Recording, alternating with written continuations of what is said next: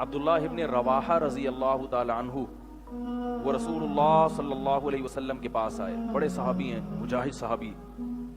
عرض کیا کہ یا رسول اللہ میری ایک باندی ہے، اسے میں نے بکریاں چرانے پر مامور کیا ہوا ہے. حدیث سنیں خوب تسلی کے ساتھ. میں نے اسے حکم دیا ہے بکریاں چراؤ، اور ایک بکری کے بارے میں خاص طور پہ کہا تھا کہ اس کا بہت خیال کرنا.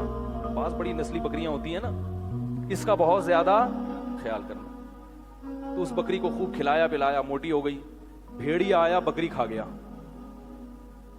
بھیڑیا آیا اور بکری کھا گیا. جب میں آیا میں نے پوچھا بکری کہاں ہے، تو اس نے کہا بھیڑیے کو بھی دیکھو اسی بکری کو کھانا تھا.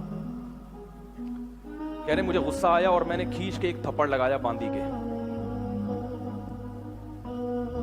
فرماتے ہیں مجھے پھر ندامت ہوئی کہ میں نے غلط کیا. یہ تھی محمد صلی اللہ علیہ وسلم کی تربیت. باندی تو غلام ہوتی ہے، لونڈی ہوتی ہے، اور بظاہر ہماری نظر سے اگر کوئی دیکھے تو بھائی تھپڑ نہیں لگاتے تو اور کیا کرتے؟ بھائی تمہیں حکم دیا ہے کہ اس بکری کی حفاظت کرو، اور وہی بکری کو بھیڑیا آ گیا، اس کا مطلب تم تو بھیڑیے کے ساتھ ملی بھی ہو. ہم ہوتے تو یہ باتیں کرتے نا.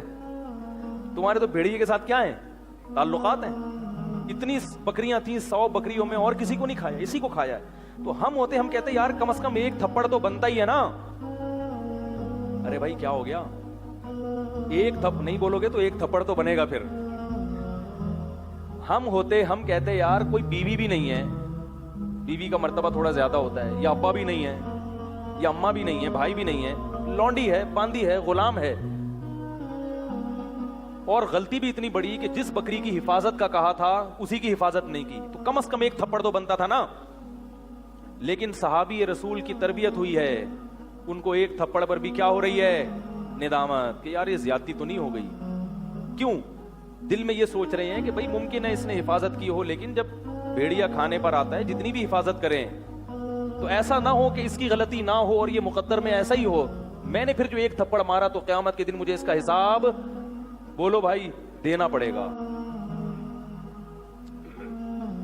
تو اب اللہ کا خوف دیکھو. رسول اللہ صلی اللہ علیہ وسلم کے پاس آئے، عرض کیا یا رسول اللہ مجھ سے غلطی ہوئی، میں نے اپنی باندی کو ایک. تو جو لوگ اپنی بیویوں کو 20 تھپڑ مارتے ہیں بغیر کسی وجہ کے، ان کو بھی تھوڑا سا اللہ کا خوف ہونا چاہیے. اور ویسے ہی بعض چھوٹوں پر بلا وجہ کی سختی کر رہے ہوتے ہیں، بعض استاذ شاگردوں کو دن رات کوٹ رہے ہوتے ہیں، پیٹ رہے ہوتے ہیں. تو بلا وجہ کوئی بھی کام آپ کرو گے آپ کو حساب دینا پڑے گا. تو آپ صلی اللہ علیہ وسلم نے فرمایا کہ وہ مومن ہے. انہوں نے عرض کیا یا رسول اللہ وہ بیچاری مسلمان کہاں، وہ تو حبشی باندی ہے، حبشی، اس کو کیا پتہ ایمان کیا اور رسول کیا.